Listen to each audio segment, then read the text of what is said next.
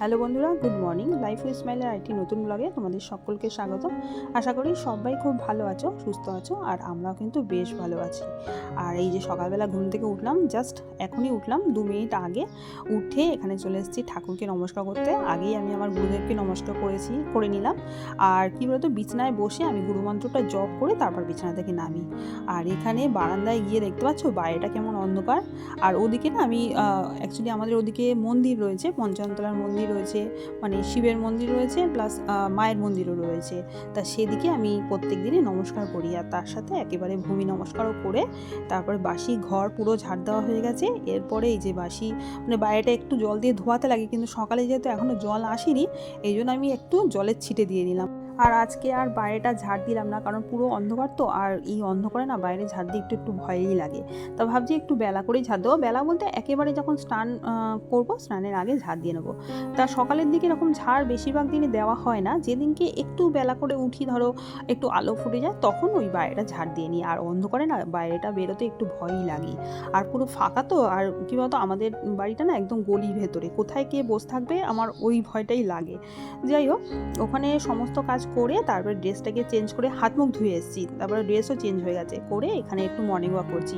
Actually কী বলতো, এই মানে বাইরে গিয়ে আমার মর্নিং ওয়াক হয় না, যেহেতু মেয়ের স্কুল থাকে। আর তোমাদের বলেইছি, তা সকালের দিকে আমাকে রান্না বান্না করতে হয়। আর তারপর ছাদেও যেতে পারছি না, কারণ অন্ধকার। আর শাশুড়ি মা মনে হয় এখনও ওঠেনি যে ছাদের গেটটা খুলে দেবে, তার জন্য ছাদেও গেলাম না। তা ভাবলাম যে ঘরেই হাঁটাচলা করি, আর আমি ঘরেই প্রত্যেক দিন এরকম করে একটু আধটু এক্সারসাইজগুলো করে নিই। আর তারপরে এই যে ব্যায়ামগুলো করে নিচ্ছি। প্রত্যেক দিন যে হাঁটাটা, সেটা কিন্তু আমি একদম ব্যায়ামের শেষে করি, কিন্তু আজকে একটু প্রথমের দিকেই করে নিলাম। আর তারপরে এই হালকার ওপর একটু ব্যায়াম করে নিচ্ছি। আর এই ব্যায়ামগুলো না করলে কী বলতো, শরীরটা আমি দেখেছি সারাদিনের জন্য বেশ ভালো থাকে। আর সকালবেলা এরকম মানে ব্যায়াম করলে নিজের মনটাকেও দেখবে অনেকটা শান্ত রাখা যায়। হ্যাঁ, ধ্যানটা আমি করতে পারি না ঠিকই, কারণ ধ্যান আমার দ্বারা হবেও না। চেষ্টা করি ঠিকই একটু আধটু, কিন্তু এটা হয় না। শুধু এই ব্যায়ামগুলোই করি, যেটুকু ব্যায়াম আমি জানি সেইটুকুই করি, এর বেশি জানিও না। আর কী বলতো, এই ব্যায়ামটা বেশ অনেক দিনেরই আমার অভ্যাস, আর এই অভ্যাসটা আমি না নিজের মধ্যে রপ্ত করে নিয়েছি এখন।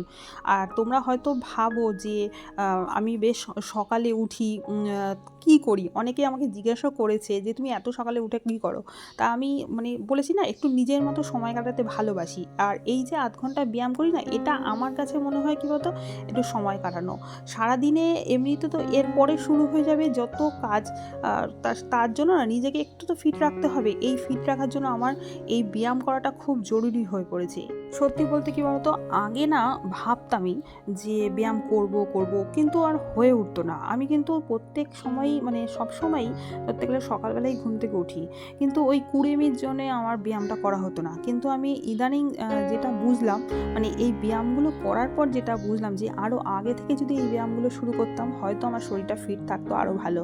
কিন্তু এটা দেরি হয়ে গেছে। ঠিক আছে, কোনো ব্যাপার না, দেরি হয়ে গেছে তো কী হয়েছে, এখনও করলে হবে। এই মানে এই মনের সাহস নিয়ে আমি কিন্তু ব্যায়ামগুলো করা শুরু করছি। প্রায় আমার 6 মাসের মতো হয়ে গেছে আমি এরকম সকালবেলা উঠে ব্যায়াম করি। তা আর এই যে ব্যায়ামটা দেখতে পাচ্ছ না, আমি যেটা দেখাচ্ছি বাটারফ্লাইয়ের মতো পায়ের তলায় হাত দিয়ে সেটা করা, এটা কিন্তু মেয়েদের পক্ষে খুবই ভালো একটা ব্যায়াম, আর আমার কাছে খুব ভালো লাগার একটা ব্যায়াম। মানে আমি খুব ভালোবাসি এই ব্যায়ামটা। আর তোমাদেরও বলছি, যারা মেয়েরা রয়েছে তারা কিন্তু এই ব্যায়ামটা অন্তত দিনের মধ্যে 2 বার করো, দেখবে খুব ভালো ফল পাবে। আর আমি একটা তোমাদেরও সাজেশান দিচ্ছি, যে এই ব্যায়াম মানে যেই ব্যায়ামই হোক, তোমরা যেই ব্যায়ামই পারো না কেন, সেই ব্যায়ামটা প্রত্যেক দিন অন্তত 10 মিনিট করো, তাহলে দেখবে শরীরের ফিটনেসটা খুব ভালো আসবে। আর বিশেষ করে আমি আমার মতো হোমমেকারদের বলবো, তোমাদের যদি ফিটনেস বাড়াতে চাও, কারণ সংসারে তো প্রচুর কাজ, ওই কাজগুলো করার জন্য অন্তত নিজের শরীরের ফিটনেসটা আনতে হবে। তার জন্য ব্যায়ামটা কিন্তু অন্তত পক্ষে 10 মিনিট করো, দেখবে নিজেরও ভাল লাগবে, আর শরীরটাও দেখবে ঝরঝরে হয়ে যাবে। আমি তো মনে করি শরীরটা আমার এখন জং পড়ে গেছে, তা সেটাকে ঝরঝরে করার জন্য আমাকে ব্যায়ামগুলো করতেই হবে। যত কষ্টই হোক না কেন, আমাকে সকালবেলা উঠে 10 থেকে 15 মিনিট অন্তত ব্যায়াম করতেই হবে। সেই জায়গায় আমি আস্তে আস্তে বাড়াচ্ছি, এখন মোটামুটি 20-25 মিনিট ব্যায়ামটা করি, বেশ ভালো লাগে, আর মনটাও বেশ শান্ত হয়ে যায়। আর এই যে কয়েকটা ব্যায়াম আমি তোমাদের দেখালাম, এই ব্যায়ামগুলো করতে পারো। এছাড়া যারা বেশি জানো তারা তো করতেই পারো ভালো ভালো ব্যায়াম।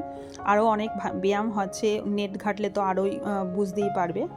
ওদিকে ব্যায়াম করে একটু রেস্ট নিয়েছিলাম, রেস্ট নিয়ে তারপরে এদিকে রান্নাঘরে চলে এসে একদম রান্নাঘরটা ভালো করে পরিষ্কার করে নিলাম। কারণ আগের দিন যতই পরিষ্কার করি না কেন, পরের দিন সকালবেলা পরিষ্কার করতে হয়, কারণ আমার ঘরে প্রচুর ইঁদুর আর আরশোলাও রয়েছে। ওই হাঁটাচলা করবে, তার উপর দিয়ে আমি সমস্ত কাজ করব, সেটা পারবো না। আর বাসি রান্নাঘর তো মুছতেই হয়, না হলে তো কাজ করা যাবেও না। তাই বাসি রান্নাঘর মুছে, মানে কাউন্টার টপ, গ্যাস, তারপর মেঝে সমস্ত মুছে, সবজি কেটে তারপর দেখলাম হাজব্যান্ড উঠে গেছে, তার চা নিয়ে এখন একটু বসবো। তা 5 মিনিট একটু বসে চা খাবো। তোমাদের তো বলেইছি যে সকালবেলা এতগুলো কাজ করি, তো এই জন্য চা খাওয়ার সময় না একটু 5 মিনিট রেস্ট নিয়ে নিই।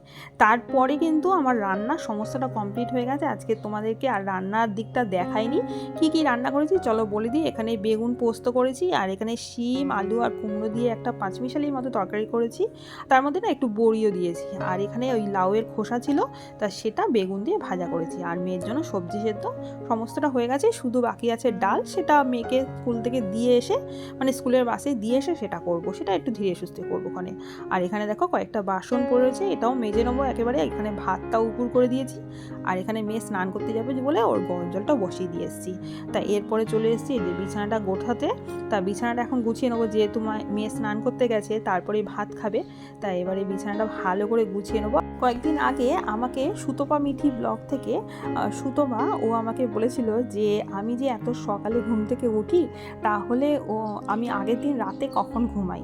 তা সুতপাকে বলি, সুতপা আমি মোটামুটি 11টা নাগাদ বিছনায় চলে যাই, তারপর ঘুমোতে ঘুমোতে ধরো 11টা 20 বাজে, কারণ একটু গল্প করি তারপরে ঘুমিয়ে পড়ি। আর আমি না ওই বিছনায় গিয়ে একটু গান শোনারও অভ্যেস আছে, আমি একটু গান চালিয়ে একটু শুয়ে থাকি, সেটা আমার ভালো লাগে। তা মোটামুটি 11:30টার মধ্যে ঘুমিয়ে পড়ি।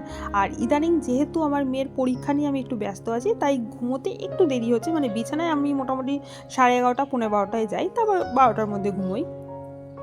তা তুমি এটা জানতে চেয়েছিলে, আমি তোমাকে কমেন্টের মাধ্যমে বলতে পারতাম, কিন্তু এত বড় কথাটা না কমেন্টে ঠিক বলা যাবে না, আর বোঝাতেও পারবো না। আর তার সাথে বলছি যে তোমার কমেন্ট কিন্তু আমার বেশ ভালো লেগেছে, কারণ আমি তোমাদের কথা দিয়েছিলাম যে যার কমেন্ট আমার বেশি ভালো লাগবে তার কমেন্টই আমি পড়ে শোনাবো। আর কি বলতো, এই কদিন ধরে আমি শোনাতে পারছিলাম না, কারণ আমার অনেক উল্টোপাল্টা কমেন্ট আসছিল, তার জন্য আমি নিজেও আপসেট ছিলাম। ওই স্প্যাম কমেন্ট যেমন আসে, যে বারবারই রিকোয়েস্ট করছে তাদের ভিডিও গিয়ে দেখার, এই জন্যই আমি কমেন্টগুলো পড়ছিলাম না, খারাপ লাগছিলো। আর এরপরে দেখো আমার অনেকগুলো কাজ কিন্তু হয়ে গেছে, আর এর মধ্যে কিন্তু আমি মেয়েকে স্কুলের বাসে তুলে দিয়ে চলে এসেছি। ওদিকে তো রান্নাঘরে কিছুটা কাজ পড়ে রয়েছে, তোমাদের বললাম ডালটা সেদ্ধ বসিয়ে এখানে কয়েকটা জামাকাপড় বারান্দায় ছিল, তা ভাবলাম যে এইগুলো আগে গুছিয়ে নিই, কারণ হচ্ছে জামাকাপড়গুলো একদমই শুকিয়ে গেছিলো, আর বারান্দায় এরকম জামাকাপড় ঝুলবে ঠিক ভালোও লাগে না। আর আমি সমস্ত ঘরের কাজ করার আগে ঘরটাকে পুরো সুন্দর করে গুছিয়ে নিই, তারপরে কিন্তু আমি ওই ঝাড়ু দিয়ে একবারে মুছি। তাই এখানে জামাকাপড়গুলো ভালো করে ভাঁজ করে নিচ্ছি, কিন্তু এখন জামাকাপড়গুলো কিছুই আলনায় রাখবো না, কারণ কদিন ধরে না আমার আলনায় প্রচুর জামাকাপড় হয়ে গেছে। ওই মোটামুটি 1-2 বছরের জামাকাপড় এখনও আলনায় পড়ে রয়েছে। কারণ কি জানো তো, ওই জামাকাপড়গুলো আমাদের পরা হয় না।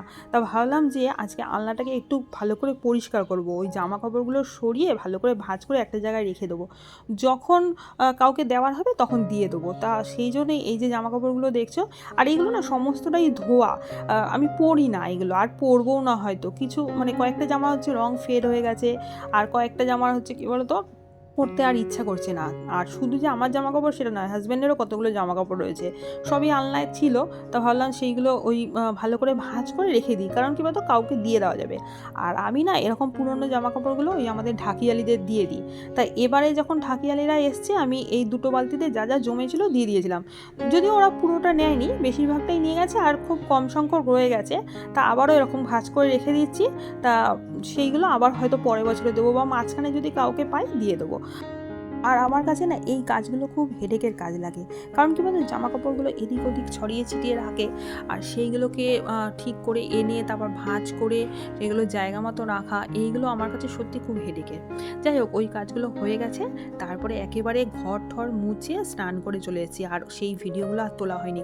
এরপরে না মানে ওই জামা কাপড় ভাজের পরে না আমি একজনের সাথে ফোনে একটু কথা বলছিলাম, একটু দরকারি কথা ছিল, তা সেটা করতে গিয়ে অনেকটা বেলা হয়ে গেছে। সেই জন্য কী করেছি, তাড়াতাড়ি করে আগে ঘরে ঘরের কাজগুলো করে এখানে চলে এসেছি একবারে স্নান করে এই যে পুজোর ফুল তুলতে। আর এই যে আমার গাছটা থেকে ফুল তুলছি না, এটা একটা নাকচম্পা গাছ, তা সেই গাছটা দেখছি লম্বায় মানে বিশাল লম্বা হয়ে যাচ্ছে আর হাতের বাইরে চলে যাচ্ছে, আর খুব অসুবিধা হয় ফুল তুলতে।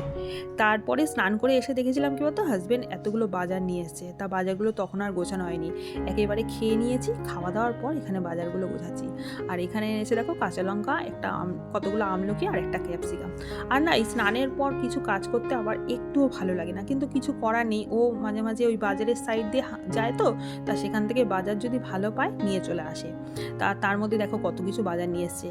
ঠিক আছে বন্ধুরা, তাহলে আজকের মতো ভিডিওটা এখানেই রাখি। যদি ভিডিওতে কিছু ভালো লেগে থাকে তাহলে প্লিজ একটা লাইক করো, আর কমেন্ট কিন্তু অবশ্যই করো, আর তার সাথে একটা সাবস্ক্রাইব করো। Tata, by.